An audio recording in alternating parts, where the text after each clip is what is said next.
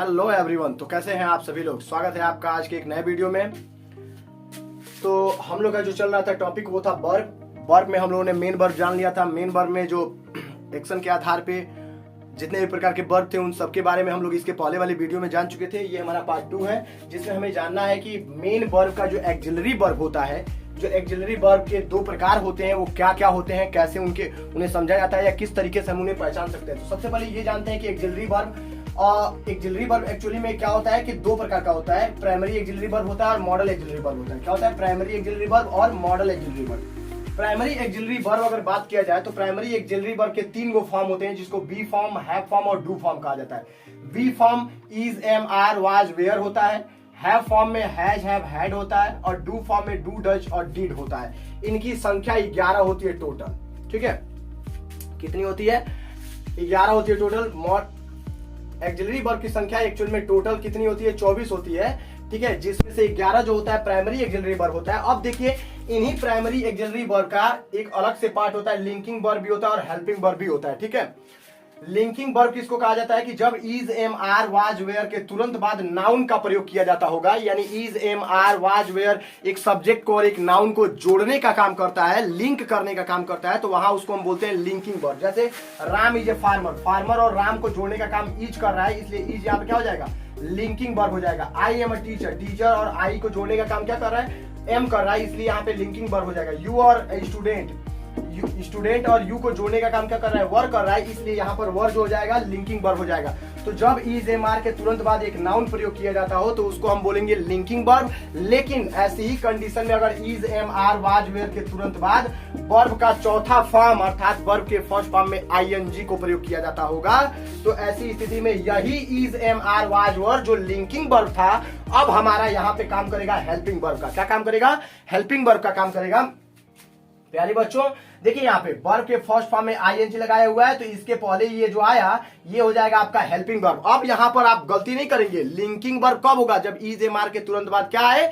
एक नाउन आता हो। क्या आता हो? एक नाउन आता हो। लेकिन अगर इज, एम, आर के तुरंत बाद आपका एक मेन वर्ब का चौथा फॉर्म आता है अर्थात वर्ब के फर्स्ट फॉर्म में आईएनजी का प्रयोग किया जाता है, तो ऐसी स्थिति में यही कहलाता है क्या? Helping verb. क्या कहलाता है? हेल्पिंग वर्ब कहलाता है। क्लियर? उम्मीद करता हूं कि आपको अच्छा लगा होगा और आपको ये सारी चीजें समझ में आ रही होंगी। अगर नहीं समझ में आ रहा है कहीं भी कुछ भी, तो यकीन मानिए आप एक कमेंट सेक्शन में कमेंट कीजिए। आपके लिए एक अलग से वीडियो बनाया जाएगा जिसमें आपको क्लियरली और समझाने का प्रयास किया जाएगा। देखिए, अगला जो होता है हमारा वो होता है मॉडल एक्सिलरी वर्ब। इन मॉडल एक्सिलरी वर्ब की संख्या 13 होती है। लेकिन मॉडल एक्सिलरी वर्ब में भी दो पार्ट होते हैं। एक को प्योर मॉडल एक्सिलरी वर्ब बोला जाता है और एक को सेमी मॉडल एक्सिलरी वर्ब बोला जाता है। ठीक है, प्योर मॉडल क्यों बोला जाता है? क्योंकि इनका जो प्रयोग होता है कहीं पर भी as a helping verb, as a helping verb आते हैं। लेकिन ये सेमी मॉडल जो होते हैं कहीं कहीं पे मेन वर्ब का काम भी कर देते हैं। क्या काम कर देते हैं? मेन वर्ब का काम भी कर देते हैं। तो इनका प्रयोग एज ए हेल्पिंग वर्ब। और हमेशा याद रखेंगे कि जहां कहीं भी मॉडल एक्सिलरी वर्ब का प्रयोग होगा वहां हमेशा और हमेशा वर्ब के फर्स्ट फॉर्म का ही प्रयोग किया जाएगा। किसका?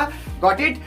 वर्ब के फर्स्ट फॉर्म का प्रयोग किया जाएगा। जहां भी मॉडल एक्सिलरी वर्ब का प्रयोग किया जाएगा वहां, जैसे विल हो गया, वुड हो गया, shall, should, can, could, may, might, must, ought, need, dare, use, ये सब के सब क्या है? ये है मॉडल एक्सिलरी वर्ब। और इन मॉडल एक्सिलरी वर्ब का क्या प्रयोग होता है ये मैंने अपने YouTube शॉर्ट्स वीडियो में बनाया हुआ है। आप अगर चाहें तो उस YouTube शॉर्ट्स को भी देख सकते हैं जिसको मैंने मुंह से ही समझाया हुआ है, लेकिन बहुत ही क्लियर और बहुत ही साफ शब्दों में मैंने बताया है कि इन सब का इस्तेमाल कहां किया जाता है या फिर is to, am to, I to का इस्तेमाल कहां करेंगे जब प्राइमरी एक्सिलरी वर्ब को थोड़ा सा मॉडल बनाने के लिए इसमें टू जोड़ दिया जाता है, तो इसका क्या अर्थ निकलता है ये मैंने अपने YouTube शॉर्ट्स वीडियो में समझाया हुआ है। आप वहां चाहें तो उसको वॉच कर लीजिए।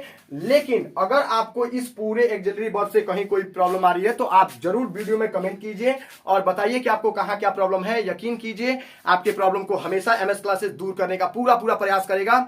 और अगर हमारा वीडियो अच्छा लगा हो, चैनल अगर आपको लगता हो कि इस चैनल से हमें कुछ सीखने को मिल सकता है, हम कुछ अच्छी चीजें जान जाएंगे, तो प्लीज वो जो नीचे बेल आइकन दिख रहा है उसको भी दबाइए और जो सब्सक्राइब का बटन दिख रहा है उसको भी दबाइए, ताकि आपके उसी एक सब्सक्राइब से हम लोग का उत्साह और हम लोग का मोटिवेशन बढ़े और हम आपके लिए अर्थात एमएस क्लासेस आपके लिए नए से नए ग्रामेटिकल से ग्रामर में जो जटिल से जटिल चीजें हैं उसको आपके सामने रखे।